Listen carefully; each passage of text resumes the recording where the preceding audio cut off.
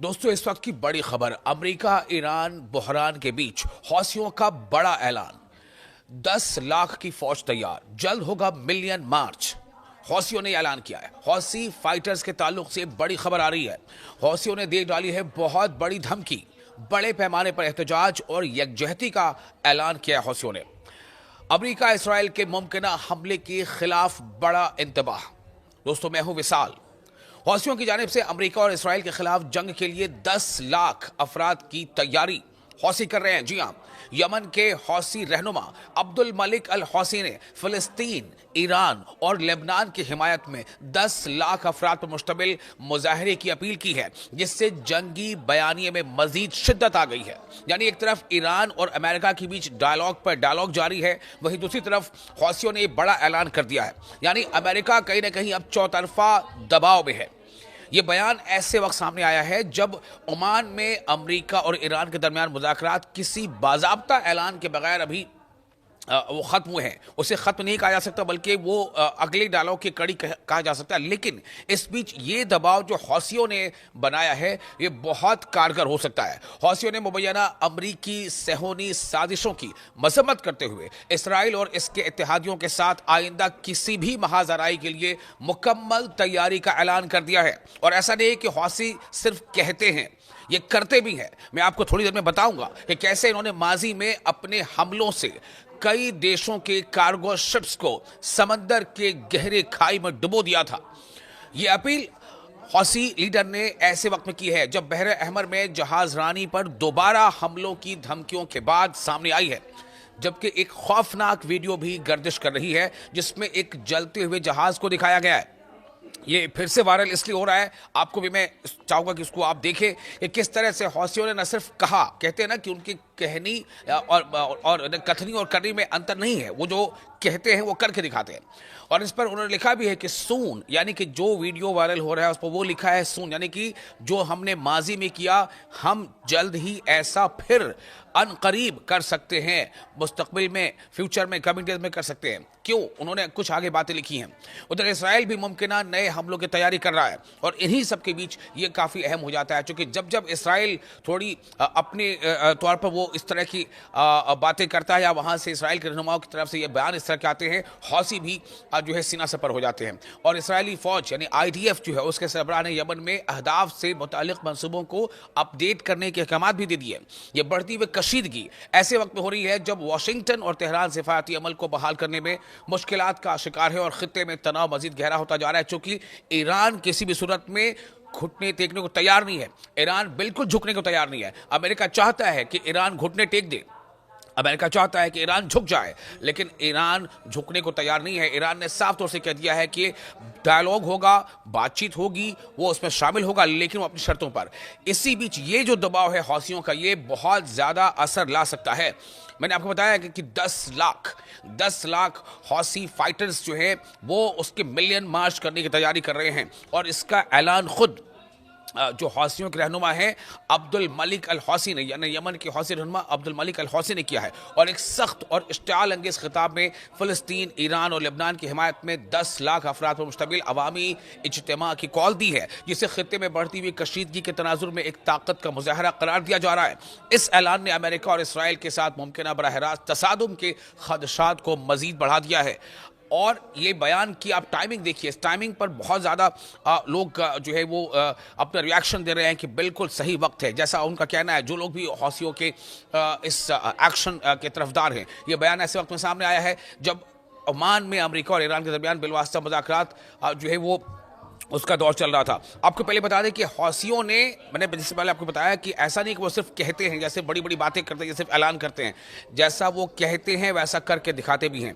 आपको बताता हूँ, एक पूरी इसकी तफसील है मेरे पास कि हौसियों ने माजी में भी जब ऐसा इंतबाह, ऐसी चेतावनी दी थी, तो कैसे उस पर अमल किया था, और इतना अमल किया था, इतना नुकसान पहुँचाया था कि अमेरिका को भी, जी हाँ, अमेरिका जैसे सुपर पावर समझी जाने वाली ताकत को भी मजबूर होकर हौसियों के साथ मुज़ाकरात करने पड़े थे, और सीज फायर करना पड़ा था हौसियों के साथ डायलॉग करके। आपको बताते हैं, याद रखिए, MV एटर्निटी सी ये एक कार्गो शिप था जो एक लाइबेरियन फ्लैग ये शिप था जिसे हौसियों ने अपने उस ऐलान के बाद कि हम बहरे अहमर से गुजरने वाले ऐसे तमाम शिप्स को निशाना बनाएंगे जिस पर इसराइल के लिए वो इसराइल बाउंड वो होगा, यानी जो भी शिप इसराइल को जा रहा होगा, चाहे वो इसराइल का हो या ना हो, इसराइल को की तरफ जाने वाले शिप को निशाना बनाएंगे। तो MV इटर्निटी सी को हौसियों ने समुद्र में डुबो दिया था और ये वाकया था जुलाई 2025 का। जुलाई 2025 में हौसियों ने ये करके दिखाया था। उसके बाद आप देखिए दूसरा कार्गो शिप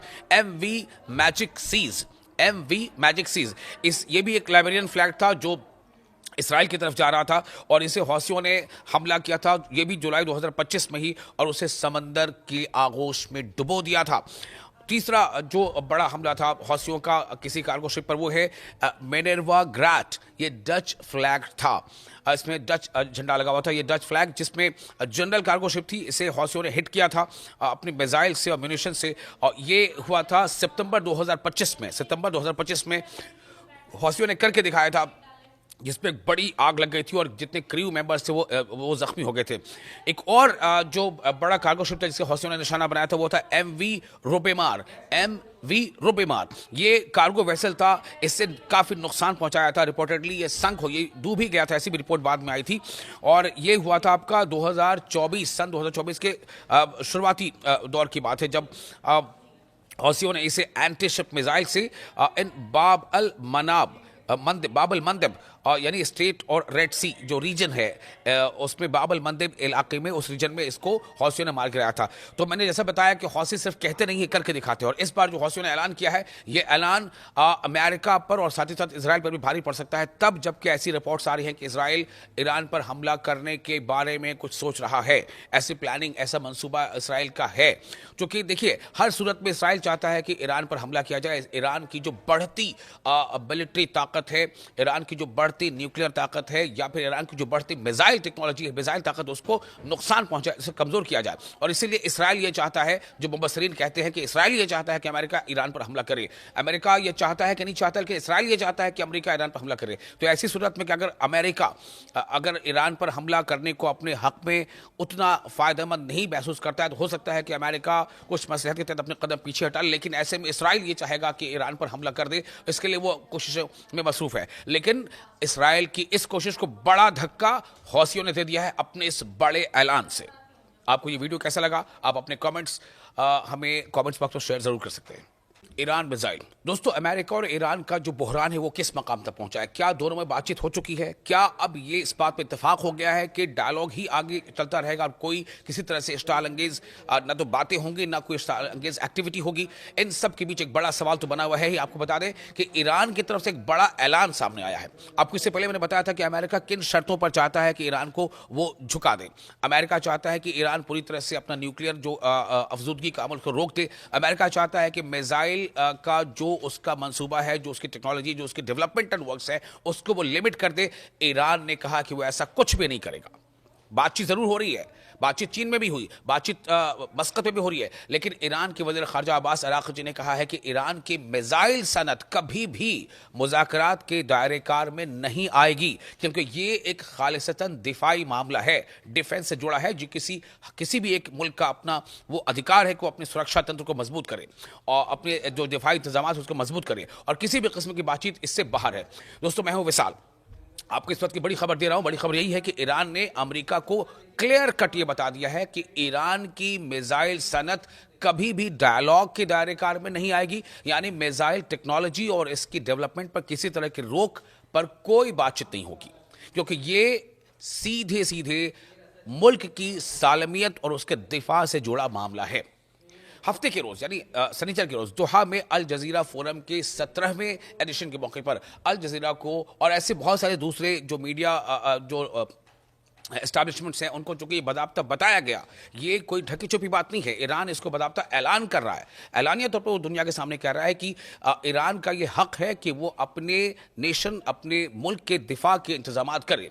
तो उसको एक इंटरव्यू के दौरान अराग़ची ने, जो वज़ीर है, उन्होंने कहा है कि ईरान और अमेरिका के दरमियान होने वाले बिलवास्ता मुज़ाकरात का उन्होंने हवाला दिया जो एक दिन कबल मस्कत में मुनक़िद हुए थे। उन्होंने कहा कि वाशिंगटन के साथ मुज़ाकरात का आगाज़ अच्छा रहा, लेकिन उन्होंने कहा कि एतमाद साजी के लिए अभी तवील रास्ता तय करना बाकी है। दोनों तरफ से कॉन्फिडेंस बिल्डिंग हो, दोनों फरीक को एक दूसरे पर एतमाद हो, इसके लिए अभी कई मरहले तय करना है। साथ ही ईरानी वजीर खारजा ने वाजे किया कि अमेरिका के साथ होने वाली बातचीत बिलवास्ता थी और सिर्फ जौहरी मसले तक महदूद रही, मतलब सिर्फ और सिर्फ न्यूक्लियर अफजूदगी के अमल तक महदूद रही है। यानी कोई डायलॉग ईरान न तो करेगा, न किया है ईरान ने, किस पर? मिसाइल को लेकर के। जबकि अमेरिका ये दबाव बना रहा है, हालांकि अमेरिका पहले ये दबाव नहीं बना रहा था। अमेरिका लगातार ईरान पर पहले यही दबाव बना रहा था कि आप अपने न्यूक्लियर अफजूदगी के अमल को रोक दो, लेकिन अब अमेरिका में एक एडिशन हो गया है। मुबस्सरीन ये मानते हैं कि ये इसराइल के कहने पर अमेरिका ने इसे ऐड किया है कि वो अपने मिसाइल डेवलपमेंटल प्रोग्राम को भी रोके, क्योंकि इसराइल को इससे बहुत ज्यादा खतरा है। तो अराक़ची ने जोर देकर कहा है कि यूरेनियम की अफजूदगी ईरान का नाकाबिल तरदीद हक है और यह अमल जारी रहना चाहिए। साथ ही यह भी कहा है कि हत्ता की फौजी बमबारी भी ईरान की सलाहियतों को खत्म करने में नाकाम रही है। अराक़ची ने इस बात पर भी जोर दिया है कि 0% अफजूदगी मुज़ाकरात के एजेंडे में शामिल नहीं है, यानी कि न्यूक्लियर अफजूदगी का अमल बिल्कुल सिफर हो जाए, ये भी इस एजेंडे का हिस्सा नहीं है। वो भी कुछ हद तक जारी रहेगा। ठीक है कि उसमें हम उससे कुछ कम कर सकते हैं, लेकिन 0% हो ऐसा नहीं हो सकता, 0% हो ऐसा नहीं हो सकता। इससे आगे उन्होंने कहा है कि ईरान की मिसाइल सनत न कभी काबिल मुज़ाकरात रही है और न ही मुस्तकबिल में होगी। यानी आने वाले दिनों में भी, फ्यूचर डेज में भी, कभी भी ईरान अपनी मिसाइल सनत, मिसाइल इंडस्ट्री, मिसाइल को और डेवलप करने के मंसूबे पर कोई बातचीत नहीं कर सकता, क्योंकि ये एक दिफाई मामला है। तो ये काफ़ी जो है बड़ा एक ऐलान है ईरान की तरफ से। ईरान बातचीत कर रहा है अमेरिका से, लेकिन ईरान बातचीत कर रहा है सिर्फ और सिर्फ न्यूक्लियर मामले पर, जबकि अमेरिका चाहता है कि ईरान को लिमिट किया जाए मिसाइल टेक्नोलॉजी के मामले में भी। और जैसे मैंने पहले बताया कि दरअसल ईरान से या ईरान की मिसाइल टेक्नोलॉजी से जितना खतरा अमेरिका को नहीं, उतना ज़्यादा खतरा इसराइल को है। और इसराइल चाहता है दरअसल कि ईरान अपनी म्यूजिकल जो मिसाइल को डेवलप करने की टेक्नोलॉजी है, उसे तरक्की देने की टेक्नोलॉजी, उसे रोके। लेकिन इसी बीच आपको ये बता दें कि ईरान ने बहुत ही सक्सेसफुली ICBM यानी इंटर कॉन्टिनेंटल बैलिस्टिक मिसाइल का भी तजुर्बा कर लिया है। इसमें एक बड़ा नाम खुर्रम शहर मिसाइल का है।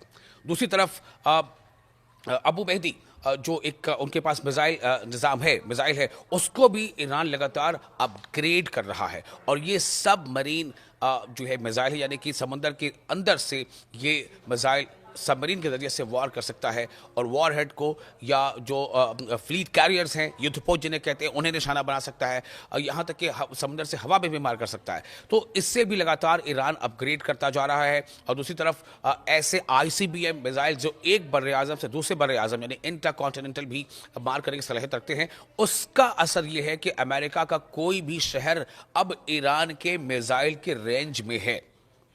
और इसलिए अमेरिका चाहता है कि ईरान इस पर भी बातचीत करे, कि ईरान बिल्कुल तैयार नहीं है। ईरान का कहना है कि बातचीत होगी, सिर्फ न्यूक्लियर के मामले पर होगी, मिसाइल वाले मामले पर बातचीत बिल्कुल नहीं होगी।